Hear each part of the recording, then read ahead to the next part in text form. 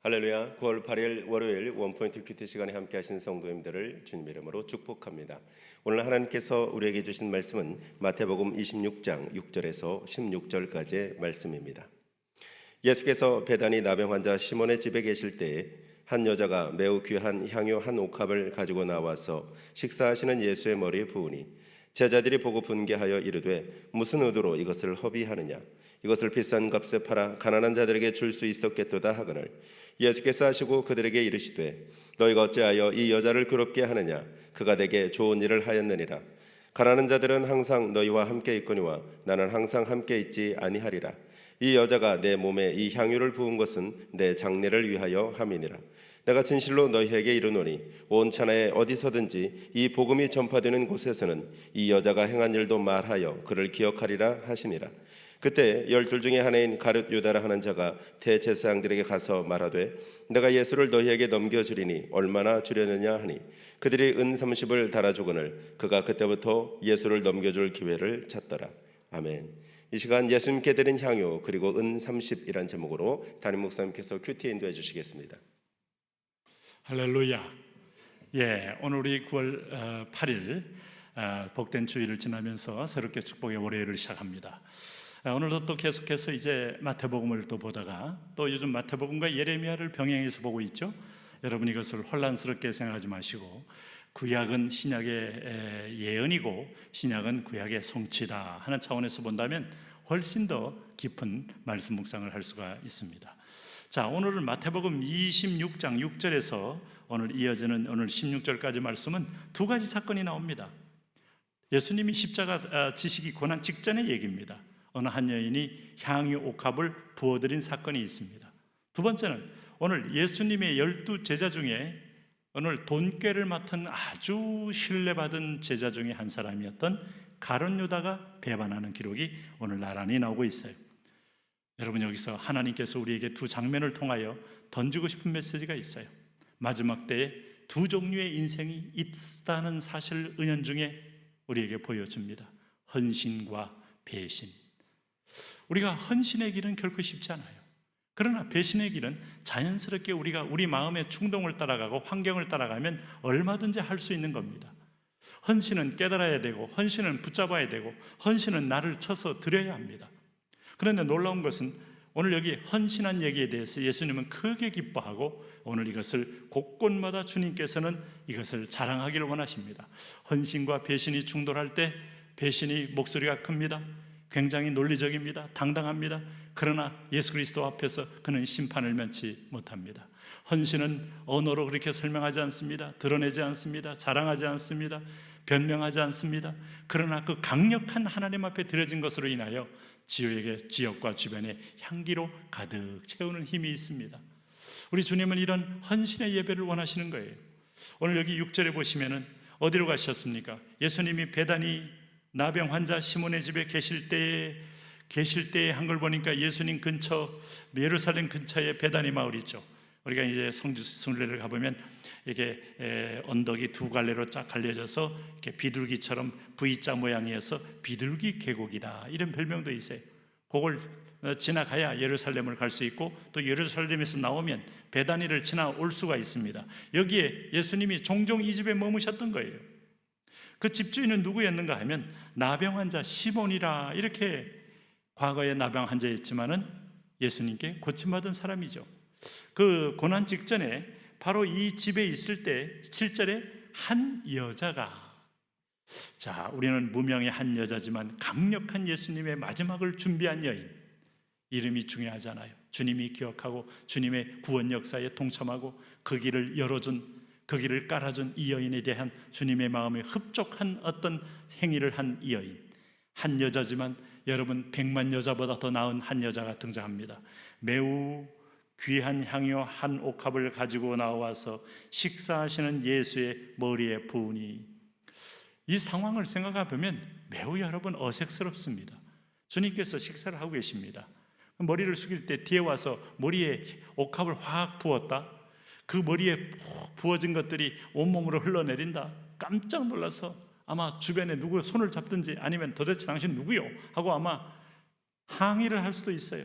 그런데 예수님은 알고 계셔요. 본인이 기름 부음 받은 그리스도, 기름 부음 받은 자, 오늘 향유 값은 시체에 기름 부어 시체의 냄새가 썩지 않는 냄새가 되게 하고 향유를 내게 하는 건데, 장사전에 그걸 예비했다는 이 놀라운 예언적 성취에 오셨다는 것도 주님은 알고 계셔요. 오늘 여러분 보시면은 이 여인은 여기서는 한 여인이지만 요한복음에 보면 마리아로 기록되어 있습니다. 그럴 때 여러분 여기 이 영적 비밀을 깨닫지 못하는 제자들 8절에 보세요. 제자들이 보고 분개하여 이르되 무슨 의도로 이것을 허비하느냐. 제자들이라고 하지만은 사실은 대표적으로 이것을 선동했던 자가 있습니다. 그게 가룟 유다입니다. 대부분 교회 안에서도 모든 사람이 그런 말을 하지 않아요. 어떤 사람이 의도적으로 선동하고 의도적으로 왜곡할 때 그 말이 마치 사실처럼 다 마치 헛소문으로 돌면서 영적인 문을 닫고 눈을 가리는 역할을 할 때가 얼마나 많은지 몰라요. 오늘 그럴 때 왜 이것을 허비하느냐 할 때, 이것을 비싼 값에 팔아 가난한 자들에게 줄 수 있었겠도다 하거늘. 하나님의 구원 역사에 세상의 윤리를 갖다 대면 사람들에게 공감을 얻습니다. 그러나 하나님께 절대로 인정받지 못합니다. 우리가 1층의 집과 2층의 집은 전혀 다른 거예요. 1층은 오늘 일반적인 모든 사람들이 살고 있는 일반 은총의 집이라면 2층 집은 특별하게 은혜 받은 은총의 집입니다. 그러니 일반 은총의 집에서 2층으로 올라갈 길이 없습니다. 특별히 선택받은 자만 올라갑니다. 알 길이 없어요. 그러니까 오늘 여기서 이들은요 그런 말을 하지만 10절에 예수님이 중심을 간파하잖아요. 예수께서 하시고 그들에게 이르시되 너희가 어찌하여 이 여자를 괴롭게 하느냐. 그가 내게 좋은 일을 하였느니라. 여기 아주 짧게 얘기했지만 좋은 일이란 것은 매우 중요한 주님의 지적입니다. 여러분, 좋은 일이 뭘까요? 나쁜 일은 뭘까요? 나쁜 일은 마귀의 일이고 좋은 일은 하나님의 구원 역사의 일입니다. 오늘 이 여인이 나의 그 구원 역사에 동참했다는 거예요. 오늘 놀랍지 않습니까? 값비싼 향유 한 옥합을 깨뜨려서 예수님의 머리에 부었다는 것은, 여러분 특별히 유다는 선봉에 서서 이걸 반발하고 대적했지만 그는 주님을 사랑하지 않았고 주님을 믿지 않았고 주님을 구원주로는 더더욱 믿지 않았기에 그는 제고서로 가는 운명을 가진 자, 오늘 사단의 편에 선 자, 이 편과 저 편에 있을 때 저 편에 선 자였던 거예요. 오늘 예수님은 뭐라고 말씀합니까? 왜 좋은 일이라고 말합니까? 너희가 말한 가난한 자들은 항상 너희와 함께 있으나 나는 항상 함께 있지 아니하리라. 나는 이제 이 역사를 끝내고 들어가는 건데 그가 내 장래를 위하여 함이니라. 이렇게 말하므로 이 장래가 죽고 썩은 시체 냄새가 아니고 향유가 나는 구원의 산제사가 된다는 거예요. 놀랍지 않습니까, 여러분? 모든 인간은 썩으면 여러분 그 냄새가 여러분 오늘 주변에 번지면서 더 큰 역병을 불러옵니다.